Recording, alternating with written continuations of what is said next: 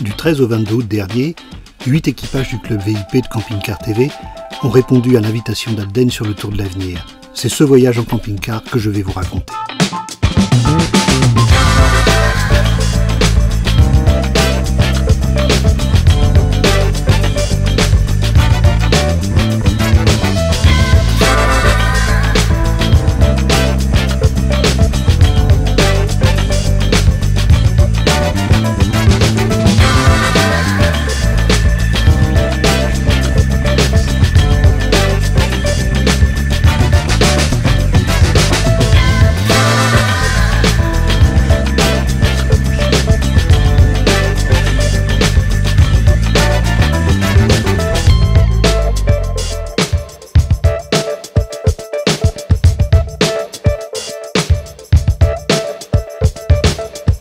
Bulle sanitaire oblige, en cette année Covid, tous les participants sont majeurs et vaccinés. C'est sur la magnifique place du Cal de Charleville-Mézières que nous avons rendez-vous. Chacun se voit remettre son badge. Grâce à lui, nous pouvons au plus près participer à la présentation des équipes. Mon meilleur souvenir, c'est la présentation des jeunes le premier jour, les équipes. J'ai été content de voir ces jeunes qui sont bien dans leur tête, bien dans leur corps, et des jeunes qui sont sains, qu'on a même passion, le vélo.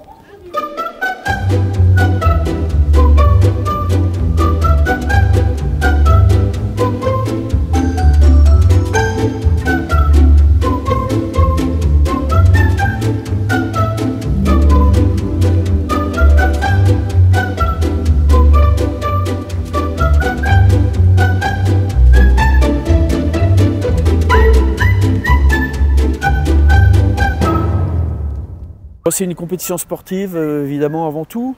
C'est aussi un événement de l'été, un événement populaire, un événement gratuit, festif, qui va vers les gens. Le Tour de l'Avenir, c'est une épreuve qui a été créée il y a maintenant en 61, hein, donc ça fait déjà un petit moment, qui avait pour vocation au départ de révéler des jeunes talents, de permettre également une confrontation entre les coureurs de l'Europe et les coureurs de l'Europe de l'Est, le bloc soviétique qui ne se mélangeait pas forcément aux coureurs de l'Europe de l'Ouest. Voilà, c'est un révélateur de jeunes talents et c'est une épreuve qui permet au niveau international de rassembler les meilleurs de leur catégorie d'âge, les moins de 23 ans.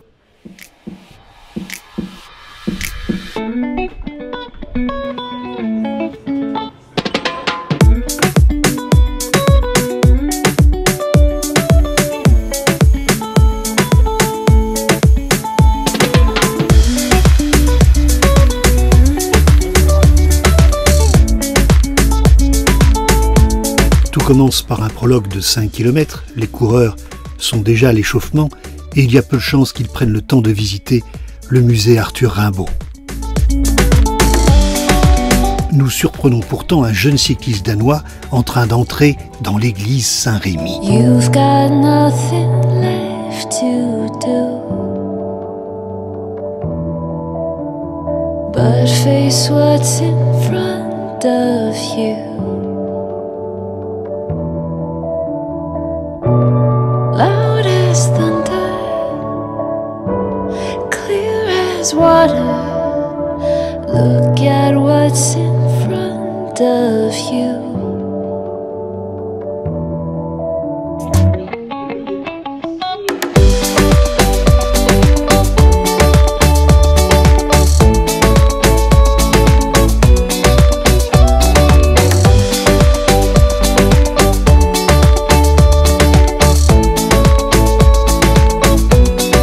« 174 coureurs s'affrontent dans un contre-la-montre. Mais le privilège, l'originalité, c'est que toute l'équipe est au cœur de la course. Une boucle de 5 km au bord de la Meuse.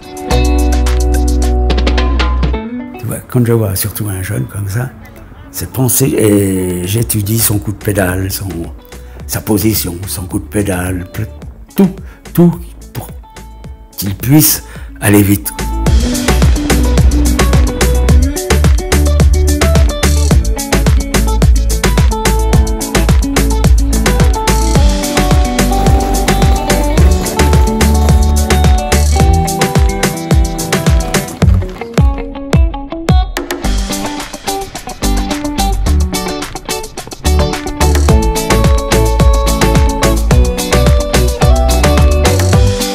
C'est un Norvégien qui est le premier vainqueur.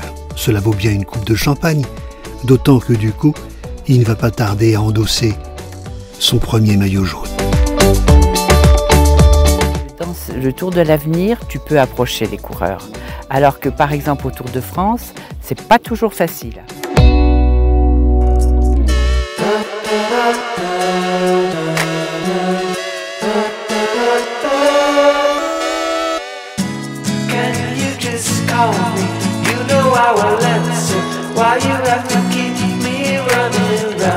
Une partie de l'équipe roule en convoi. Elle en profite pour s'arrêter sur une aire d'autoroute, là où se trouve Wanik, le plus gros sanglier du monde. Une œuvre colossale qui symbolise si bien ce département des Ardennes que nous allons bientôt quitter.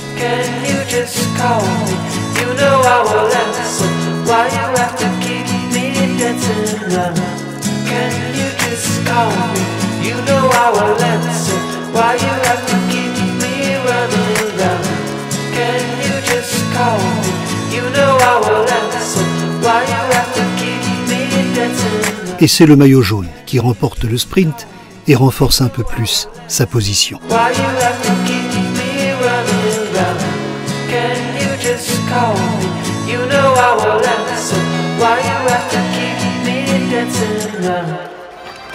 Imaginez un peu l'émotion pour ces jeunes hommes qui jouent peut-être leur carrière devant les professionnels qui les observent et qui les scrutent. Le maillot jaune nous explique qu'il espère bien garder sa tunique, mais l'épreuve de demain sera bien compliquée. Un contre-la-montre par équipe et ils n'ont pas l'habitude d'en faire. Comme notre équipe du reste, qui n'a pas l'habitude de voyager en groupe. Pour moi, tout a été, c'est une découverte en fait, hein, avec tout le monde, parce que c'est la première fois qu'on est en groupe, cette entente, non. Moi personnellement, j'ai des expériences de DS, j'ai été DS, j'ai été arbitre, coureur, j'ai tout fait moi dans le vélo. C'est très bien, moi je trouve ce qu'on a fait, enfin ce que tu as organisé, c'est très très bien. Je peux pas te dire parce que j'ai tout aimé. Tout.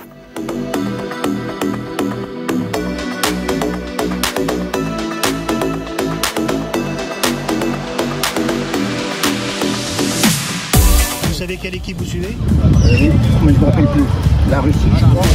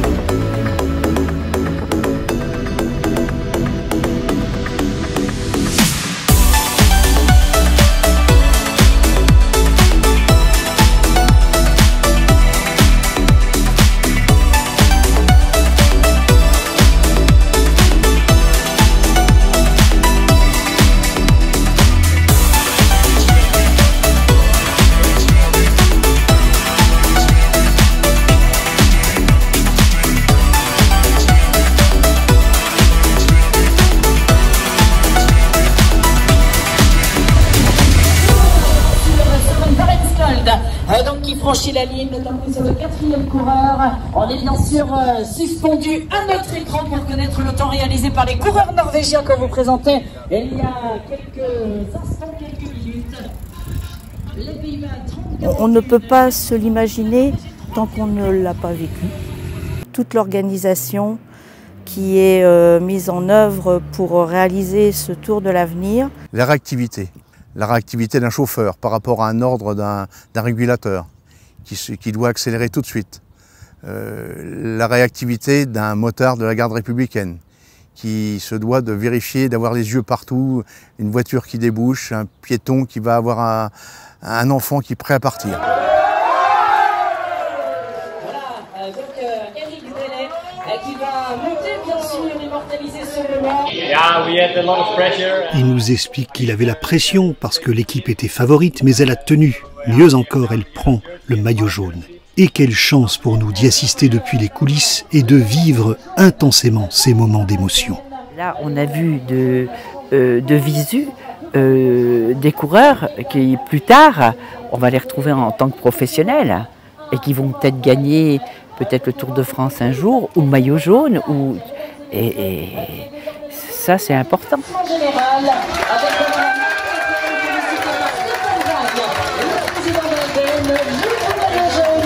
sur ce Tour de l'avenir.